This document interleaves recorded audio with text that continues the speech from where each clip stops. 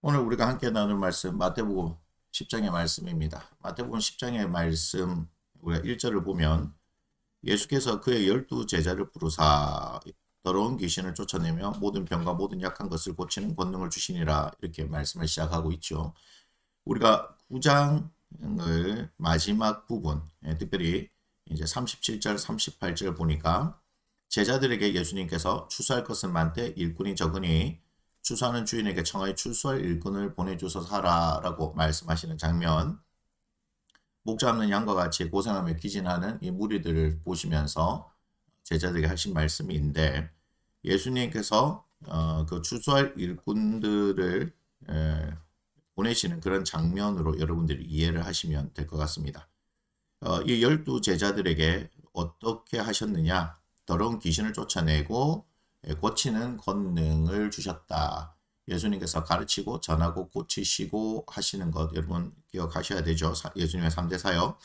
그 가운데 귀신을 쫓아내고 병과 약한 것을 고치는 권능을 주시면서 이 12제자들을 보내십니다. 복음을 전하러 보내시죠. 그러니까 예수님께서 하셨던 일들을 이 제자들이 하기를 원하고, 또한 오늘날 우리에게도 이러한 일들을 하기를 원합니다. 그러면 이렇게 실제로 귀신이 쫓겨나고 병을 고치는 것이 현재도 가능하냐? 저는 가능하다고 생각하는 사람이고, 이것을 단순하게 그러나 현상적인 측면에서만 머물러서 생각한다면 진짜 예수님께서 이 땅 가운데 가르치시고자 하시는 그 가르침을 이해할 수 없는 겁니다. 여러분은 예수님께서 이 땅 가운데 행하신 것은 사망과 어둠 가운데 있는 우리들에게 생명과 빛을 전해주셨다는 것을 기억을 하셔야 되는 거예요. 그렇기 때문에 이 귀신 또한 병든 것도 결국은 사망과 어둠을 상징하는 것이고, 그러하기에 생명과 빛을 받은 우리들이 그 생명과 빛을 전할 수 있는 존재들이란 것을 기억을 하셔야 되고, 그것을 전하는 사람들로서 이 땅 가운데 살아가야 한다는 것을 여러분 기억하시면서 보시면 좋겠습니다. 그런데 이제 2절부터 이제 10장 이제 42절까지 끝까지 이렇게 보면 이 12제자들에게 이제 어떻게 하라라고 하시는 그 가르침들이 있는데, 여러분들 가만히 보면 이해가 안 되는 부분도 있을 것이고, 과연 내가 이것을 할 수 있을까 하는 생각들도 있을 것입니다. 그리고 제자들이 된다는 것이, 또 생명과 빛을 전한다는 것이 야, 그렇게 쉽지 않겠구나 하는 것을 여러분 느끼는데, 여러분 느끼시는 것이 다 맞습니다. 다 맞는데, 여러분들이 만약에 이 부분들이 부담이 되어진다라고 하면 아직까지 진정한 예수님의 제자로서 그렇게 갖추어지지 않았다 이렇게 생각하시면 될 것이고요. 이 부분이 나는 할 수 없는데 할 수 있을 것 같은 그런 마음들이 든다면 그렇게 하나님께서 이끌어 가신다라고 생각하시면 될 것 같습니다. 무슨 말이냐? 지금 이제 7절에 보면은 감에서 전파의 말에 천국이 가까웠다. 세례 요한이 등장했을 때도, 또는 우리 예수님께서 등장하셨을 때도 회개하라 천국이 가까웠다라고 말씀하는 것을 볼 수 있잖아요. 그래서 회개 메시지를 전파하면서 천국이 가까이 왔다는 것을 강조를 합니다. 근데 8절에 보니까 거저 받았으니 거저 주라 이렇게 말씀하시죠. 그러면서 뭐 전대에 금이나 은이나 동을 가지지 말고, 9절이죠. 10절에 보니까 배낭이나 두보롯이나 신이나 지팡이를 가지지 말라 이렇게 말씀하시는 거예요. 우리가 이게 이해가 안 되는 거예요. 이게 가능할까? 그런데 예수님은 뭐라 말씀하시냐? 이는 그렇게 되는 이유가 뭐냐? 일꾼이 자기의 먹을 것 받는 것이 마땅함이라 이렇게 말씀합니다. 자, 제자는 누가 보냈죠? 예수님이 보내신 거예요. 오늘날 제자로 살아가려고 하는 우리들도 결국 누가 보내시는 거예요? 하나님께서 보내시기 때문에 하나님께서 그 일들, 즉 복음을 위해 살아가는 사람들에게는 하나님께서 채우시는 것을 경험을 하게 하시는 겁니다. 그러니 지금 우리가 살아가고 있는 이 자본주의 시대 가운데 이게 얼마나 중요합니까? 그러면서 이걸로 과연 정말 복음으로 충분할 것인가, 하나님으로 충분할 것인가에 대한 많은 고민들을 하고 있잖아요. 이게 사실입니다. 교회들도 마찬가지고 목회자들도 마찬가지고 이 재정에 대한 부분에 있어서 자유롭게 벗어날 수 없는 부분입니다. 제가 얼마 전에 실제로 있었던 일인데 교회가 이제 매물로 나왔어요. 근데 그 금액이 14억입니다. 자, 어떤 분은 이 14억이 없기 때문에 특별히 이제 개척교회를 하거나 미자립 교회에 있는 목사님들에게는 이 14억이라는 돈이 어마어마하게 크죠. 저에게도 엄청 큰 돈입니다. 그런데 어떤 분이 14억 하면서 점점점 했어요. 그게 무슨 말이에요? 14억이 참 큰 돈이다, 부담스럽다, 없다 이런 뜻인데 다른 분이 이렇게 말씀하셨어요. 하나님께는 껌값입니다.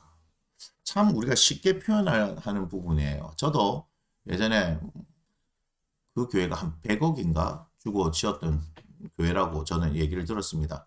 근데 그 교회 안에 제가 들어간 건 처음이었는데 겉으로 보는 거하고 안이 완전 달라요. 너무너무 크고 멋지더라고. 그래서 참 이게 몇 층까지 있나 참 좋다 이렇게 얘기했더니 저와 함께 했던 목사님이 이거 쉽다고 목사님 이런 교회를 하는 거 쉽다고 그래서 예? 이랬더니 하나님께서 주시면 되는 거라고. 참 말은 쉽게 하죠.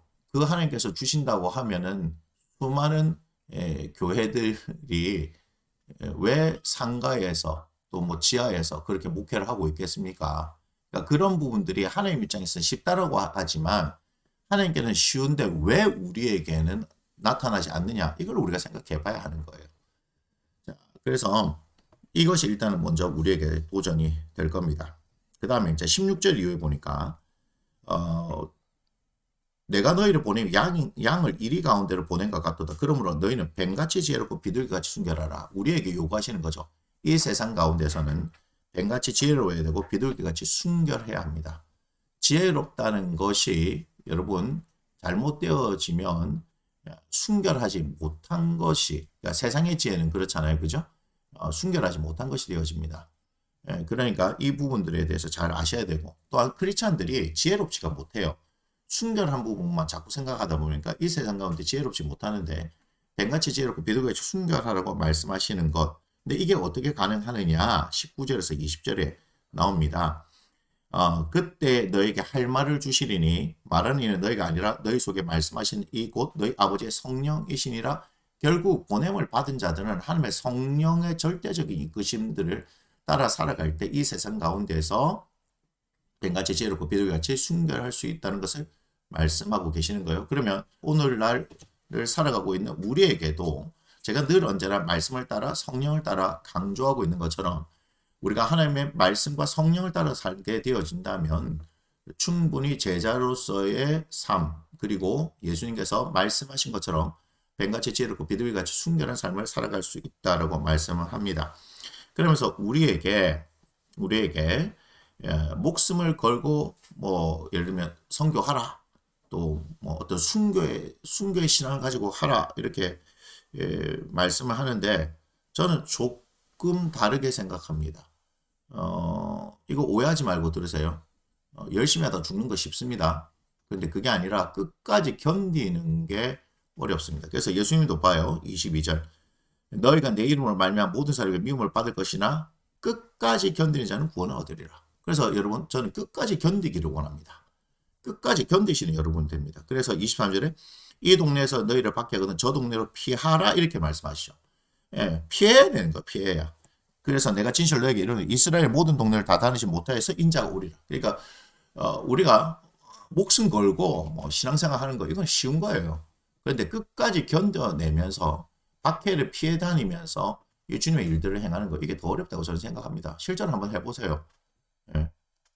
그래서 많은 분들이 참 힘들고 어려운 상황 가운데서 극단적 선택을 하잖아요. 어떻게 그렇게 목숨을 그렇게 끊습니까? 쉽게 끄는 거 아니에요. 너무 살고 싶은 마음들이 있었지 않겠습니까? 그런데 결국은 견디다 못해서 그 생명을 끊게 되어지는데 그것은 따로 얘기한다면 뭐예요? 그 생명 끊는 거 너무너무 어려운 일인데 그것보다 사는 것이 더 어렵다는 것을 얘기하죠. 그래서 여러분 끝까지 견디시기를 원해요. 자, 그 다음에 보면 24절부터 33절의 말씀에서 두려워하지 말라는 말씀을 기억하세요. 30절 꼭 기억하십니다. 너에게는 머리털까지 다 세신 바 되었으니 두려워하지 말라. 이 말씀 꼭 기억하면서 세상 가운데 제자로 살아가는 사람들은 두려워하는 게 아닙니다. 예? 그러면서 34절부터 보면 화평을 주러 온 것이 아니고 검을 주러 왔다라고 말씀하시면서 39절에 이제 자기 목숨을 얻는 자는 잃을 것이요 나를 위해 자기 목숨을 잃는 자는 얻으리라 이렇게 말씀하시죠. 그러니까 이 복음을 전하는 것 자체가 세상에 있어서는 그런 소위 말하는 그런 평화가 깨지는 일들이 일어나는 거예요. 복음 자체가 원래 그런 거예요. 그러니까 세상이 원하는 대로 그냥 놓아두면 이 세상은 결국은 사망 가운데를 가기 때문에 빛이신 그분이 들어오셔서 생명이신 그분이 오셔서 이것을 깨워버리는 거예요. 깨워버리기 때문에 다툼이 일어나는 것이고 그 다툼이 일어나는 그 가운데서는 우리가 그 다툼을 이길 수 있는 방법이 뭐냐? 자기 부인이라는 거예요. 자기 부인이 뭐죠? 자기를 부인하지 않는 것은 세상의 시류를 따른다는 얘기예요. 자기 부인한다는 것은 하나님의 가치, 예수님의 가치, 말씀의 가치를 따른다는 얘기예요. 그렇게 생각하시면 되는 겁니다. 39절에 자기 목숨을 얻는 자는 잃을 것이요 나를 위해 자기 목숨을 잃는 자는 얻으리라 하는 말씀을 다르게 해석하면 결국은 하나님의 말씀을 따라 사는 사람이 살 것이다. 이렇게 생각하시면 됩니다. 40절에서 이제 42절은 너희를 영접하는 자는 나를 영접하는 것이다. 나를 영접하는 자는 나를 보내신 이를 영접하는 것이다. 그러니까 너희들이 가르치고 전하고 고치는 이 일들 천국의 복음을 들고 들어갔었을 때 영접하지 않을 수도 있지만 영접하는 사람들이 있다면 결국은 나를 영접하는 것이고 그들이 하나님을 영접하는 것이니까 그들에게 합당한 상이 주어질 것이다 라고 말씀을 하시는 거죠. 그러니까 합당한 상은 다르게 생각하지 마세요. 생명입니다. 영생입니다. 그것이 그렇게 중요하냐고요? 여러분 영생의 가치를 모르면요. 예수님을 믿는 것이 무엇인지를 모르는 분들입니다. 여러분 예수님께서 우리에게 영원한 생명을 주셨다는 것이 어떤 의미인지를 잘 묵상을 하시고 그것을 전해주시기 위해서 이 땅 가운데 예수님께서 어떤 일을 하셨는지를 우리가 잘 바라볼 필요가 있을 겁니다. 마태복음 10장의 말씀은 여기서 마치도록 하겠습니다.